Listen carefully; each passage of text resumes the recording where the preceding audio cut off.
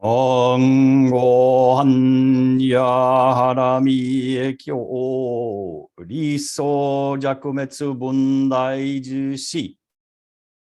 The Diamond Sutra, Chapter 14. By the force of this Dharma, the Venerable Subhuti was moved to tears. Wiping his eyes, he said to the Buddha, "How remarkable, Bhagavan, how most remarkable, Sugata, is this Dharma teaching that the Bhagavan speaks for the benefit of those beings who seek the foremost of paths, for the benefit of those who seek the best of paths, and from which my own awareness is born. Bhagavan, I have never heard such a teaching as this. They shall be the most remarkably blessed of bodhisattvas, Bhagavan, who hear what is said in this sutra and give birth to a perception of its truth. And how so? Bhagavan, a perception of its truth is no perception of its truth. Thus does the Tathagata speak of a perception of its truth as a perception of its truth. Hearing such a Dharma teaching as this, Bhagavan, it is not remarkable that I should trust and believe it. But in the future, Bhagavan, in the final epoch, in the final period, in the final 500 years of the Dharma ending age, Bhagavan, those beings who grasp this Dharma teaching and memorize it, recite it, master it, and explain it in detail to others, they shall be most remarkably blessed. Moreover, Bhagavan, they shall not create the perception of a self, nor shall they create the perception of a being, the perception of a life, or the perception of a soul. They shall create neither a perception nor no perception. And why not? Bhagavan, the perception of a self is no perception, and the perception of a being, a life, or a soul is also no perception. And why not? Because Buddhas and Bhagavans are free of all perceptions.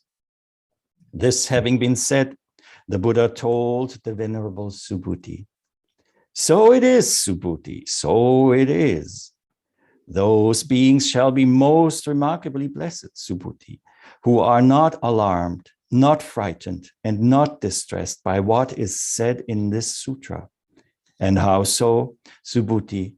What the Tathagata proclaims as the best of perfections is, in truth, no perfection. Moreover, Subhuti, what the Tathagata proclaims as the best of perceptions is also proclaimed by countless Buddhas and Bhagavans. Thus is it called the best of perceptions. So too, Subhuti, is the Tathagata's perfection of forbearance no perfection. And how so? Subhuti, when King Kali cut off my limbs, my ears and nose, and my flesh, at that moment I had no perception of a self, a being, a life, or a soul. I had neither a perception nor no perception. And why not? At that moment, Subhuti, if I had had the perception of a self, at that moment, I would have also had the perception of anger. Or if I had had the perception of a being, the perception of a life, or the perception of a soul, at that moment, I would have the perception of anger. And how so, Subhuti? I recall the 500 lifetimes I was the mendicant Kshanti, and during that time I had no perception of a self, nor did I have the perception of a being, the perception of a life, or the perception of a soul. Therefore, Subhuti, fearless bodhisattvas should get rid of all perceptions in giving birth to the thought of an unexcelled perfect enlightenment. They should not give birth to a thought attached to a sight, nor should they give birth to a thought attached to a sound, a smell, a taste, a touch, or a dharma. They should not give birth to a thought attached to a dharma, nor should they give birth to a thought attached to no dharma. They should not give birth to a thought attached to anything. And why not? Every attachment is no attachment. Thus, the Tathagata says that bodhisattvas should give gifts without being attached. They should give gifts without being attached to a sight, a sound, a smell, a taste, a touch, or a dharma.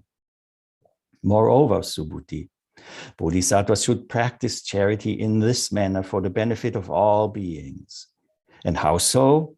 Subhuti, the perfection of a being, the perception of a being is no perception.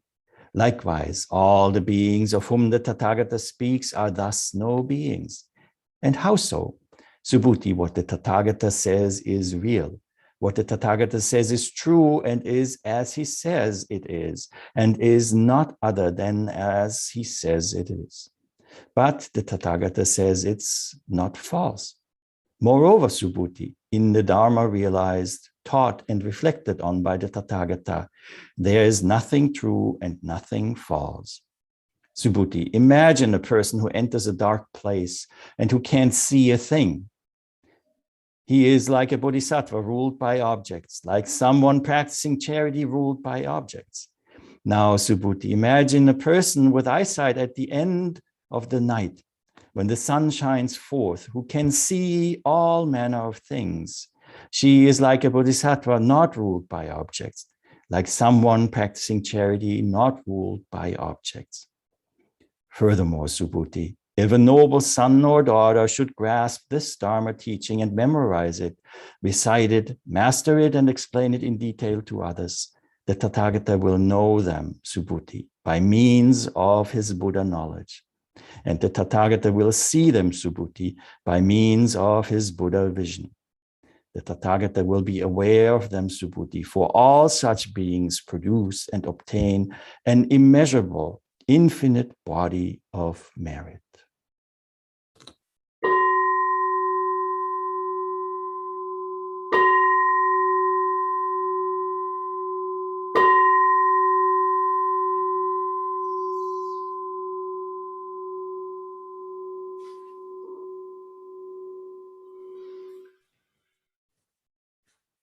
Good afternoon. On this day, I believe it is number 3 of the Nyogen Senzaki Sesshin, the Daibosatsu Zendo. And in the many home zendos of everyone who joins this session, that is without a specific place to be bound, that is as boundless as the text I just read. It's a long chapter, chapter 14 of the Diamond Sutra. And most of us are very familiar with the translation that we recite at Daibosatsu Zendo and the other zendos in this tradition that we have in this Green Sutra book, where we have the wonderful opportunity to have Buddha, the world-honored one, and Subhuti impersonated, embodied in voice and action by readers. The translation that I read today is the one of Bill Porter, Red Pine. I made a few changes in the end to pay attention that we are not a single gender enterprise and that Buddhism includes all he's, all she's, all they's, all beings, which at times doesn't find its way into these printed texts. So you might ask yourself, why would we talk about sutras in this tradition that is outside of scripture? This separate transmission outside scriptures and words. And isn't that the central portion of what makes out Zen? Well, it would be saying that we are not interested in anybody's expression of their humanity, of their awakening, of their becoming aware of that what frees us, of liberation. And in this case, it's the expression of the liberation of the compilers of the sutras, Was it the historical Buddha, Shakyamuni, Siddhartha?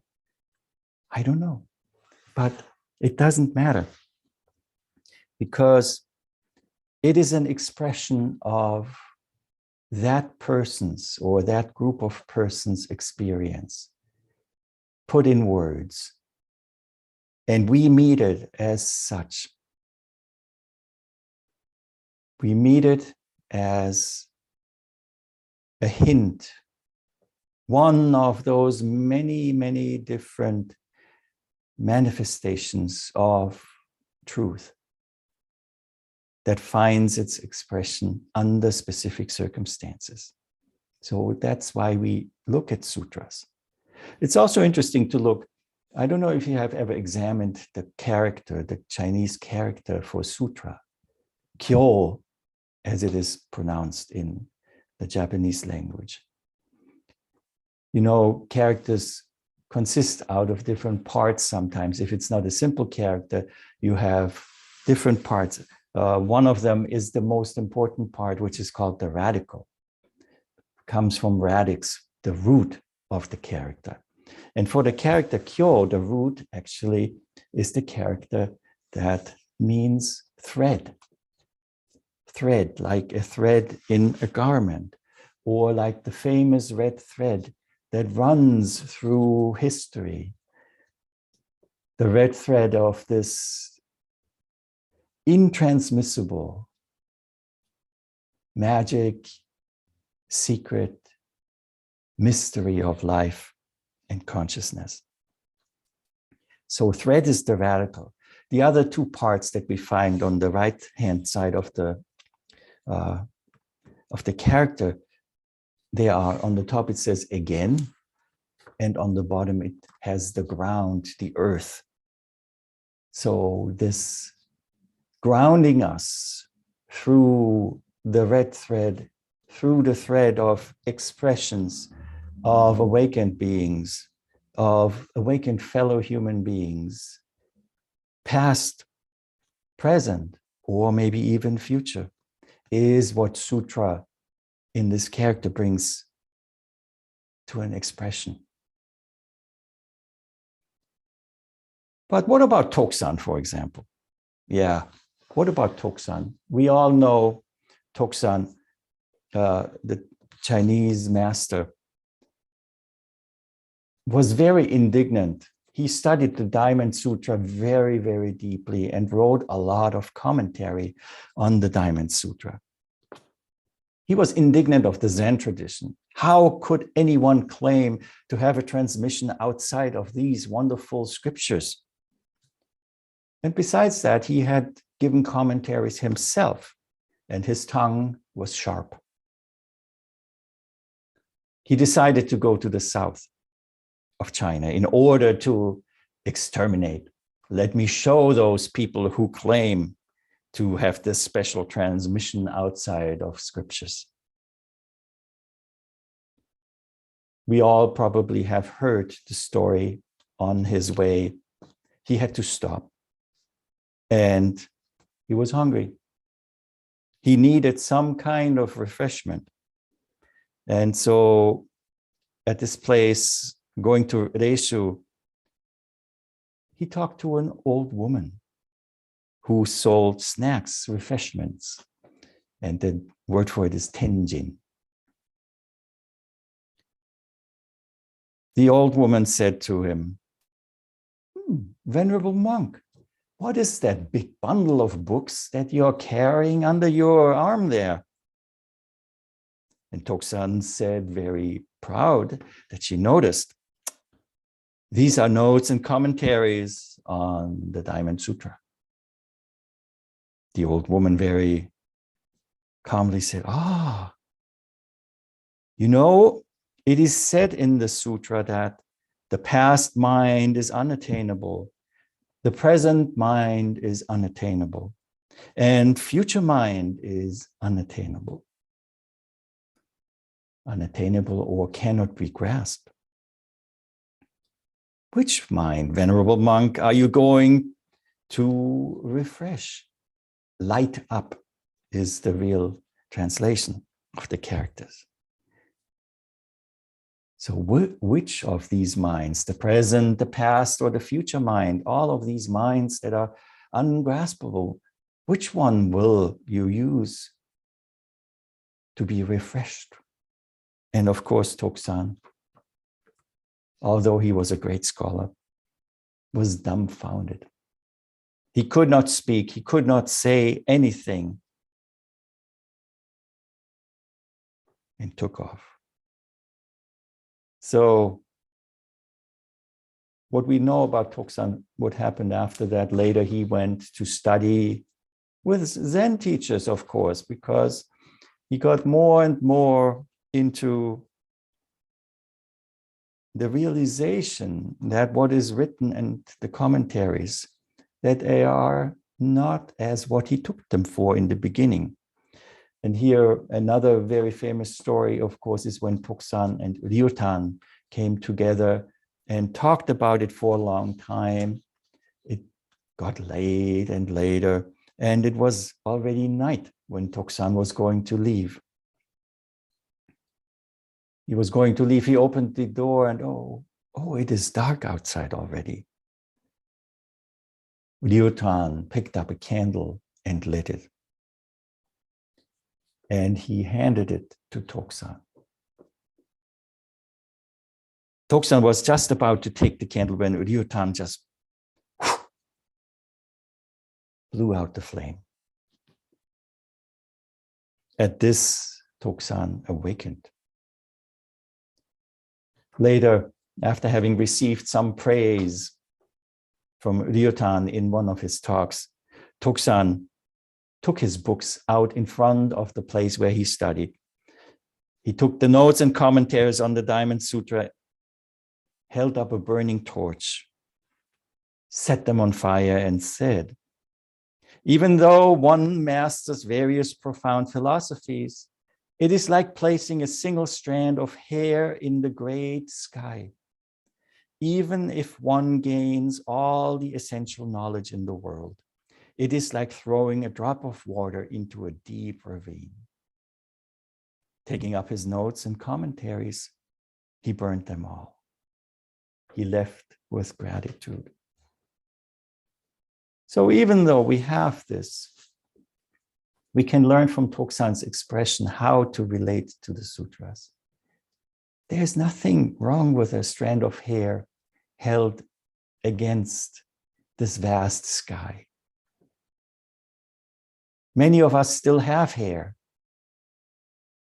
And hairdressers are very popular for those with hair. So looking at the hair as an expression of our personal, individual circumstances of life and the need to express it in a specific way,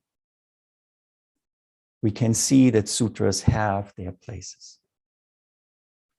So let's go and look a little bit at this chapter 14.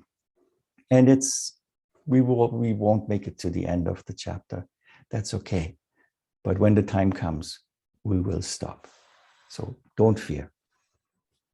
What I really love about this chapter 14 happens right in the beginning.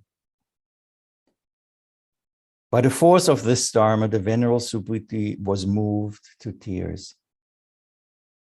Wiping his eyes, he said to the Buddha, how remarkable, Bhagavan, how most remarkable, Sugata, is this dharma teaching that the Bhagavan speaks for the benefit of those beings who seek the foremost of paths, for the benefit of those who seek the best of paths, and from which my own awareness is born.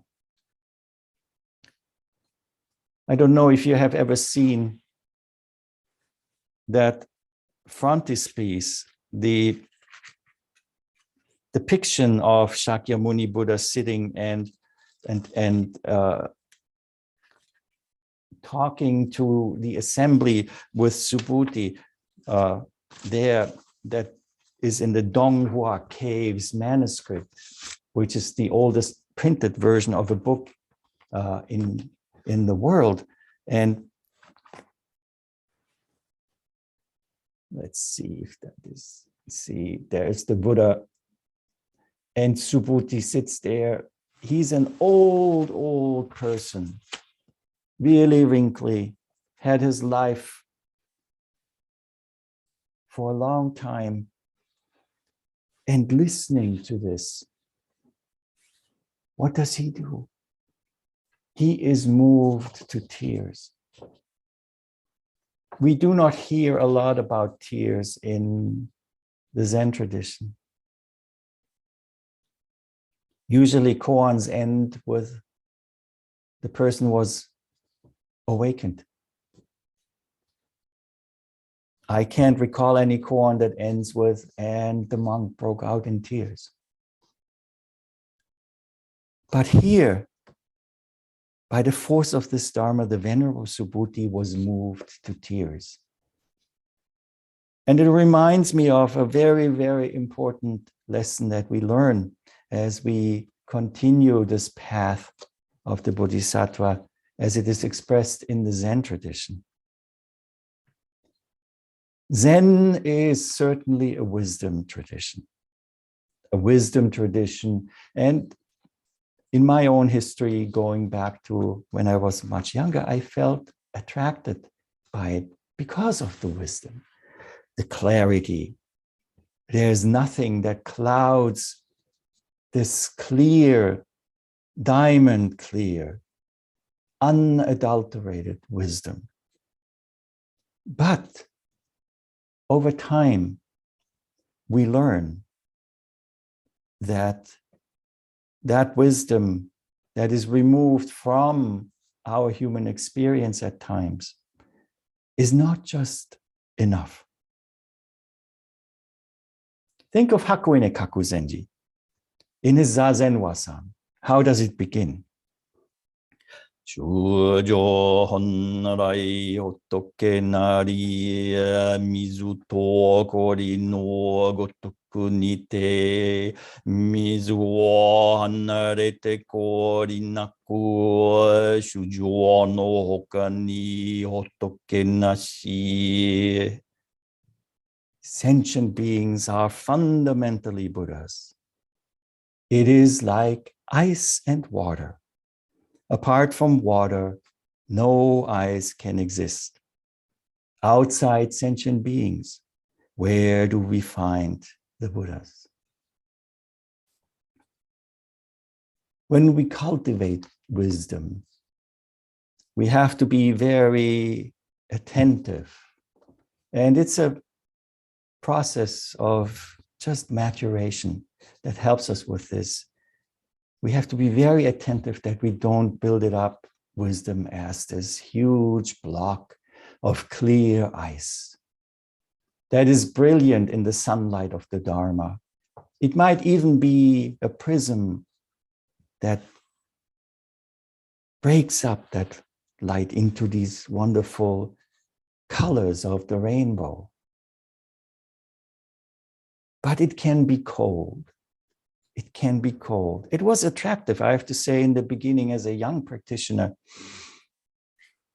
to think and to feel, oh yeah, this is just a human emotion you are expressing here. And the universe doesn't care about humans. It just works. That is a very clear recognition of wisdom, but it is not enough. Water and ice. What we develop over time in this tradition and what we have to develop is the warmth of compassion that helps us to melt this ice and turn it into water so that it can stream down the sides of the mountains, of the glaciers, gather in little brooks, in streams, in rivers, and go to the ocean and bring rain, bring the sustenance to the human portion, the human world in which we as human beings live. And Subhuti realized this when hearing the Dharma that is being taught, in the Diamond Sutra. The wisdom that a mountain is not a mountain. We just call it a mountain. Or as it is expressed here, as we can see and will see in the upcoming paragraphs of this sutra. Water and ice. Introducing the dynamic element of melting, of crystallizing over and over, back and forth.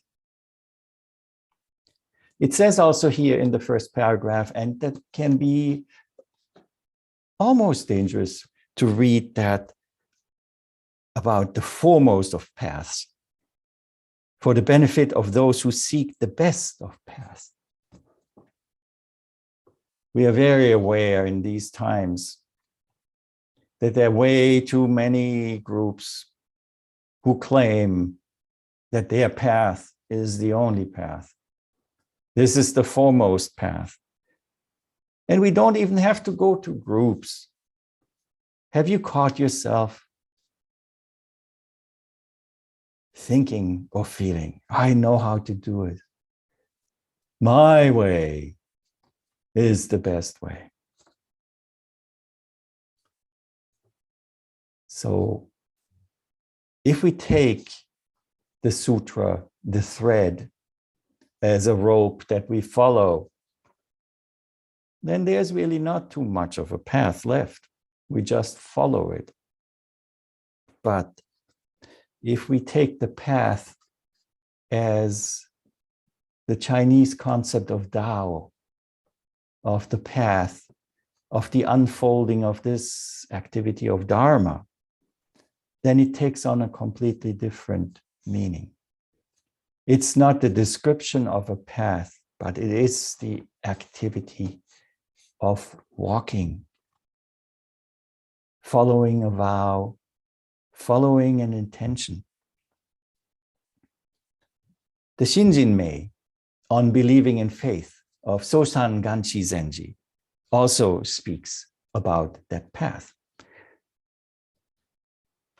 One of the translations goes like this: the highest path is not difficult, merely beyond picking and choosing. There are many ways to interpret, to elucidate this saying of Sosan Ganshi. And one of them that I want to point out today is not the most common one. The most common one is do not have preferences, and you will be not having trouble picking and choosing beyond rejection and acceptance. I'd like to point at it and examine it from the point of view of the Tao, the path, the unfolding, the revealing of this activity of Dharma, of life that always happens. And it happens, my teacher, my ordination teacher always said, Ishiyokyu nashi, without will and desire. It's difficult to understand that at first, but over time, I have to come to appreciate it from almost a scientific point of view. Let's look at a parallel expression in science.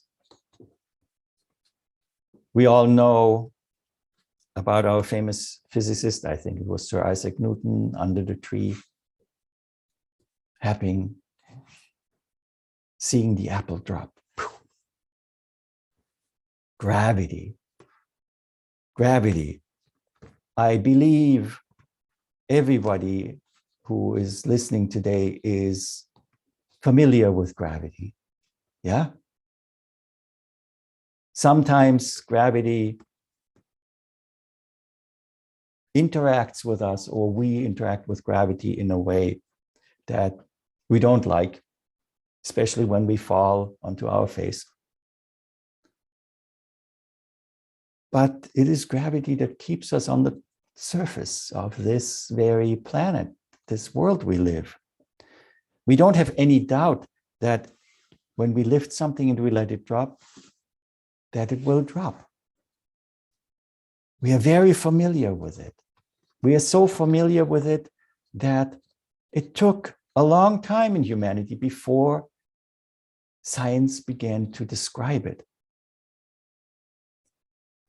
A formula, a concept of how gravity works was created.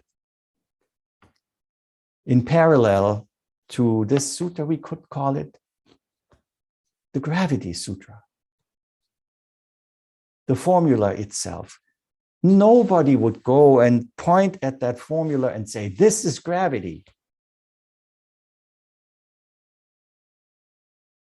Maybe somebody would, but then we would have to say, nay, nay, this is not gravity.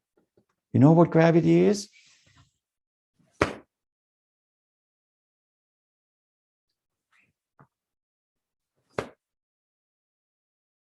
There's really nothing that can express it but gravity itself. Everything else is about gravity, on gravity, description of gravity, expression of the experience of gravity.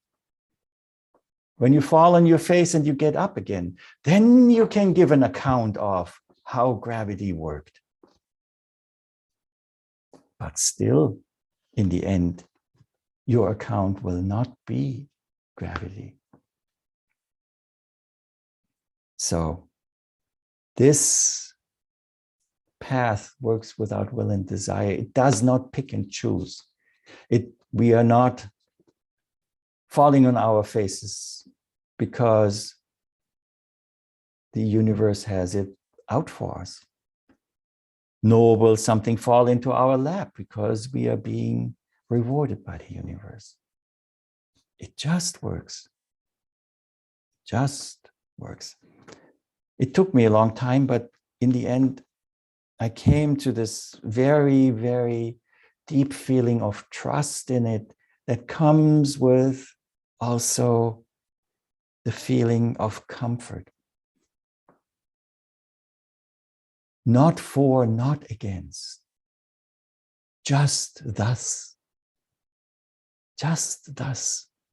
It takes this self-centered idea of being affirmed by something wonderful or being negated by something that is not wonderful and allows us to let that self that creates the distance here, the picking and choosing, fall by the wayside on that very path. Bhagavan, I have never heard such a teaching as this. They shall be the most remarkably blessed of bodhisattvas, Bhagavan, who hear what is said in this sutra and give birth to a perception of its truth. And how so? Bhagavan, a perception of its truth is no perception of its truth. Thus does the Tathagata speak of a perception of its truth as a perception of its truth. We have heard this formula if we read the Diamond Sutra, if we listen to it very often. And one way to explore it is to look at it from where is the stress, which is the word, since we are dealing with words, that has more weight in the sentence. A perception of truth is no perception of its truth. Thus does the Tathagata speak of a perception of its truth as a perception of truth. The expression, and please relate that back to what we just heard about gravity. The perception of gravity is not gravity. It's only a perception of gravity, pointing to the very fact that we cannot say anything that is not already apart from the suchness.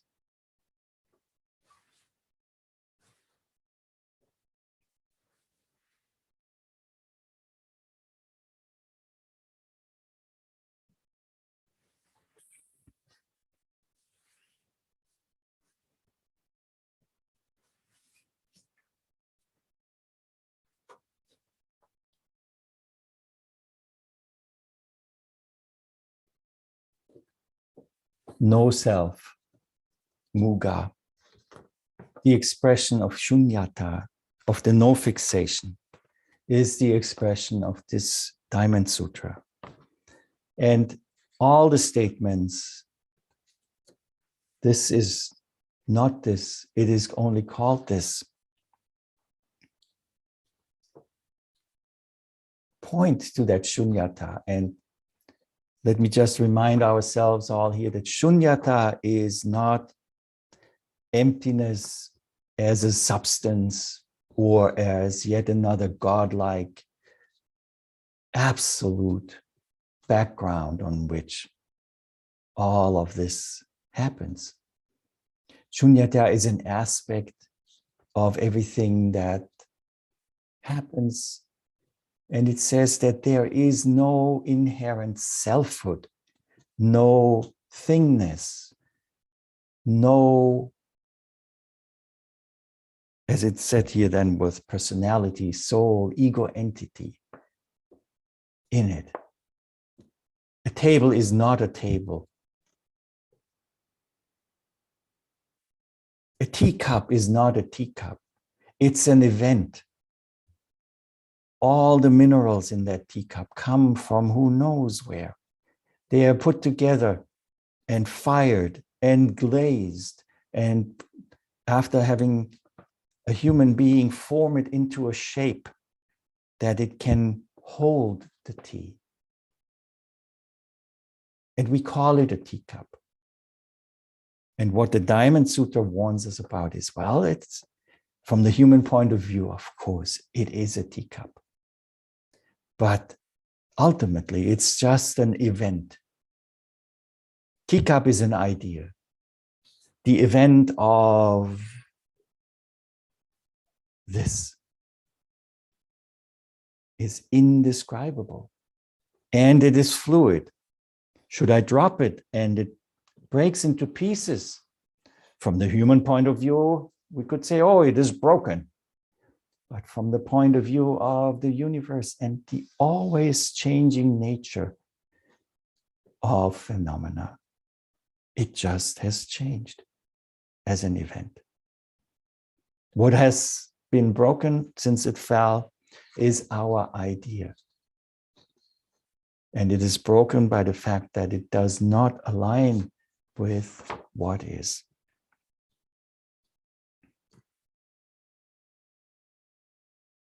When we hear about shunyata, it is important to take the next step, which Zen practice teaches us so, how shall we say?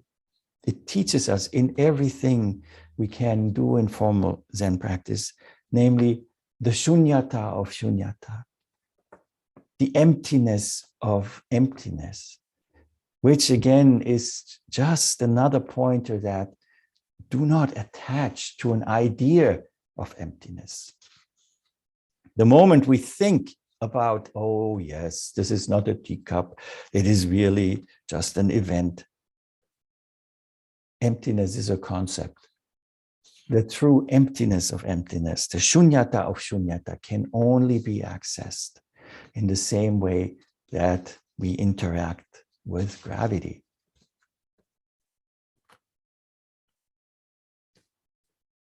Subhuti continues. Hearing such a Dharma teaching as this, Bhagavan, it is not remarkable that I should trust and believe it. But in the future Bhagavan, in the final epoch, in the final period, in the final 500 years of the Dharma ending age, Bhagavan, those beings who grasp this Dharma teaching and memorize it, recite it, master it, and explain it in detail to others, they shall be most remarkably blessed. Well, what is that final period? We hear it every time we read the Diamond Sutra, but let's have a quick look at these periods that are being talked about here. The Japanese word for that final period is called Mappo. Mappo. The age of degeneration of the Buddha's law, of the Buddha's teaching, which some and most believe is the current age of human history. What is also one of the very important things to know about Mappo, of that declining of the Buddha's law, is that it is thought that in this time of Mappo, human beings have lost the ability to come to awakening through their own efforts. Historically, this is very interesting because the Heian period, which was like 794 until 85 in Japan, in the end, people started to calculate when would this last period of the Dharma declining commence? Has it started? Are we in it? And they ended up putting it in the year 1052. It seems that this arbitrary date would not have much influence on the history of Japanese culture and Buddhism in Japan, but it is quite the opposite. If you know a little bit about the Japanese history of Buddhism, in the following, the Kamakura period, suddenly new flavors of Buddhism came into existence in Japan. They existed before as streams, Pure Land Buddhism, certainly, but they became extremely popular. And the reason for it is that the belief that, okay, we have lost the ability through our own efforts, which is called jiriki, self-effort, self-power, to awaken, has gone away, and we have to find other practices and engage in these practices in order to ask for an outside power to help us to awaken or to reach that pure land, the other shore. Tariki, other force. So in that time, a number of very influential Buddhist denominations came into existence. Masters like Shinran Shonin or Nichiren founded and reformed schools. So the Jodo Shu, the Jodo Shinshu, or the Nichiren Shu, those types of Buddhisms engage, and they came into engaging with great effort in Nenbutsu, the reciting of specific phrases, because it was said that with Mappo, we could not awaken by ourselves anymore. So the Namo Amida Butsu, Namo Amida Butsu, Namo Amida Butsu, or Nam Myoho Renge Kyo, Nam Myoho Renge Kyo from the Nichiren Shu, are these practices that came very, very popular at that time. From the point of view of us as Zen practitioners, of course, we know that when we engage in Nenbutsu, when we engage in immersion, like we immerse ourselves in the Mukoan, like we immerse ourselves in our exhalation, in the inhalation, immerse ourselves in our formal practice of Gasho, where we bring together self and other. There is no conflict with Nembutsu, And when there is no self, there is no self-power. When there is no other, there is no other power. And for that reason, the Zen school has never really seen Mappo as a limiting factor in the practice that we engage in. So there are three periods in this Buddhist view of the periods of the Dharma. The first one is the period of the true law, Sadharma in Sanskrit, Sadharma. We all know it. In Japanese, it is Shobo, true Dharma, Shoboji, New York Zendo, the temple of the true Dharma, bears the name from this true law, the true teaching. The second age is the age of the copied law, Pratirupa Dharma, or in Japanese, Zobo.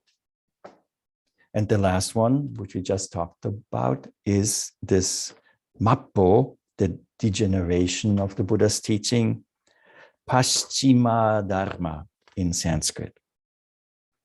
There are different ways to look at how long these periods last and when they happened. As we saw, just from what I said, in 1052, that would be when one of these schools put the beginning of the time of Mappo. But others think about it that Dipankara Buddha was the age of the true law of Shobo, Dipankara Buddha, who appears in chapter 10 of the Diamond Sutra. The lifetime of the historical Buddha of Shakyamuni was the time of the copied law, because he put it down in the sutras. And then after that, there is Mappo, and we live in it. Welcome to this wonderful age of Mappo.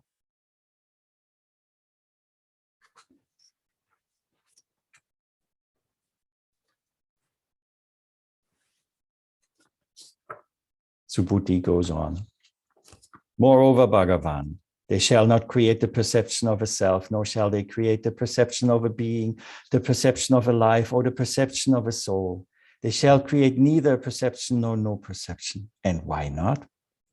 Bhagavan, the perception of a self is no perception, and the perception of a being, a life, or a soul is also no perception. And why not? Because Buddhas and Bhagavans are free of all perceptions. Perceptions, concepts, idea, beliefs. In Zazen, with our alignment with the way expressed in whatever may be happening, the breath, the birds singing, the woodpeckers pecking, the han being struck, all perceptions that have ideas, beliefs, and concepts fall away. And the Buddha answers Subhuti now. This having been said, the Buddha told the Venerable Subhuti, so it is, Subhuti, so it is. Those beings shall be most remarkably blessed, Subhuti, who are not alarmed, not frightened, and not distressed by what is said in this sutra.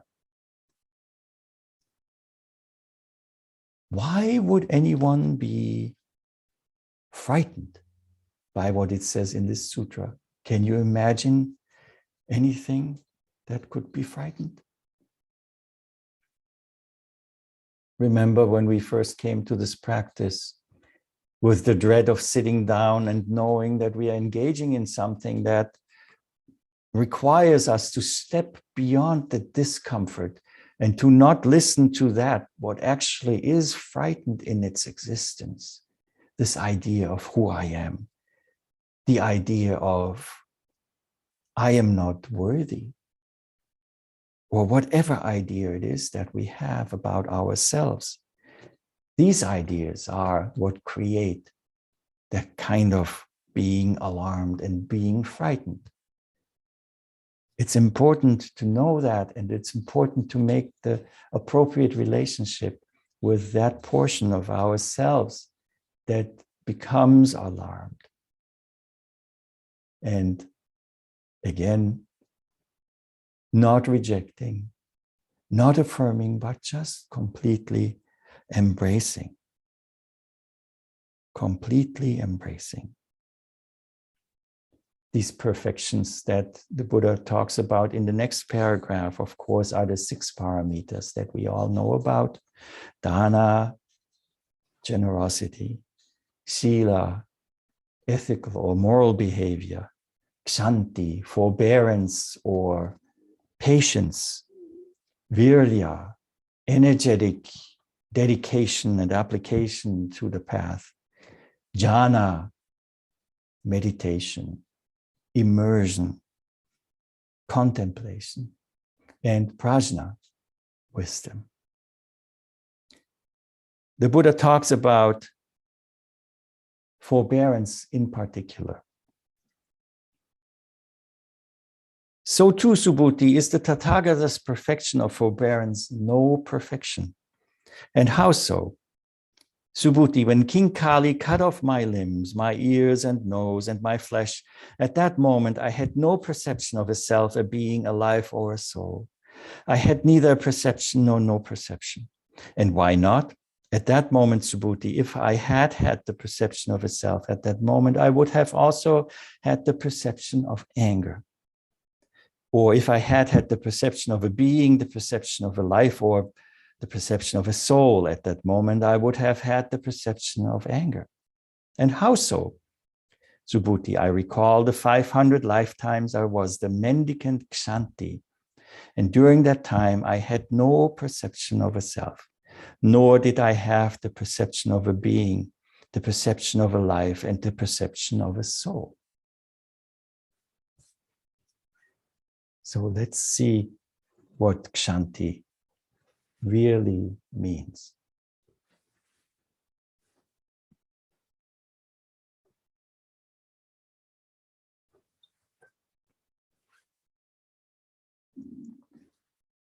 Kshanti, forbearance. You have been very patient listening to this exposition of the Diamond Sutra.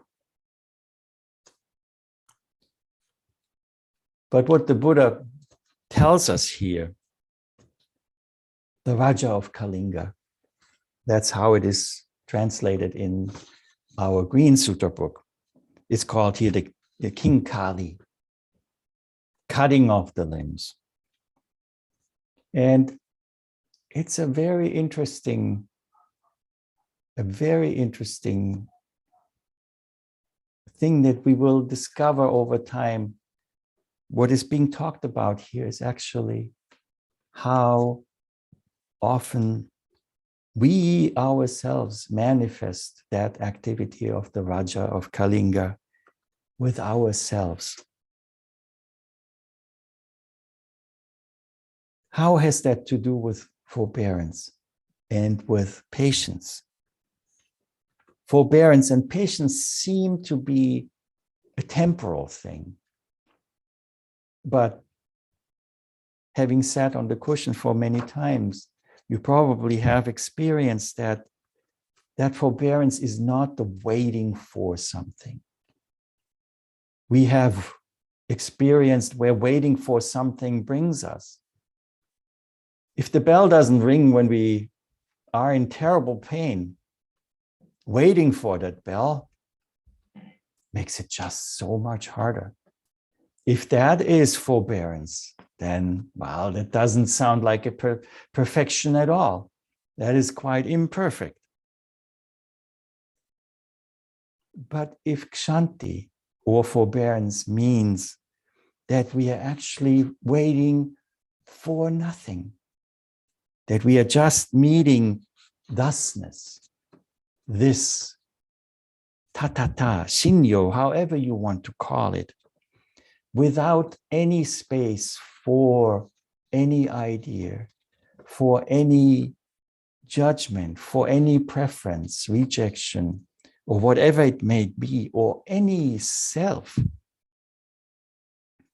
then there is no space for the Raja of Kalinga. But the moment you think of, when will the bell ring? The Raja of Kalinga is born, already tearing off your limbs more and more, and cutting off this one mind of forbearance, of being with what is, into the dismembered parts of suffering psyche, of identity, of hope that it will end soon, of fear that it won't, and all the various different flavors that we can all experience in a session like this. Chapter 14 goes on for a long time, and we do not have to finish, because there is never an end to it anyway. But what we can take from it is that this expression of not getting caught up by ideas, of not making the space, the distance between what is, of this activity of unfolding that unfolds without any choice.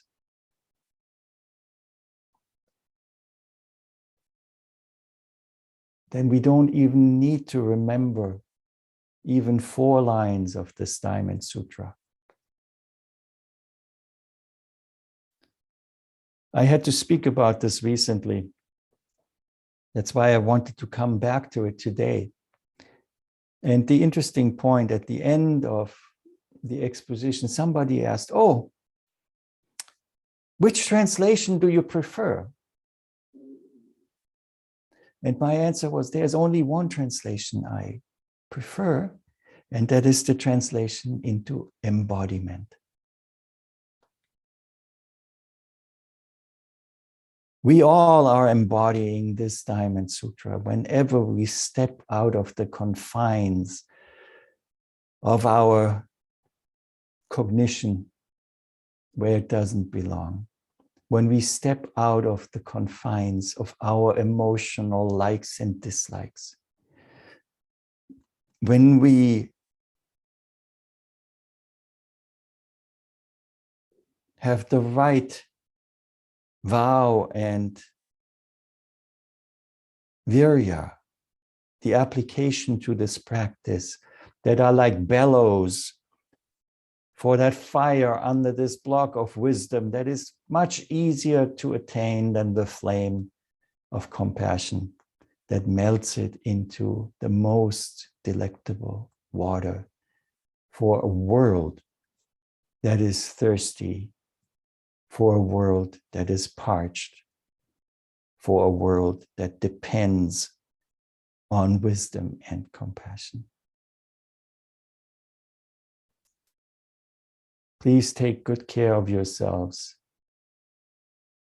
Be careful with the diamonds.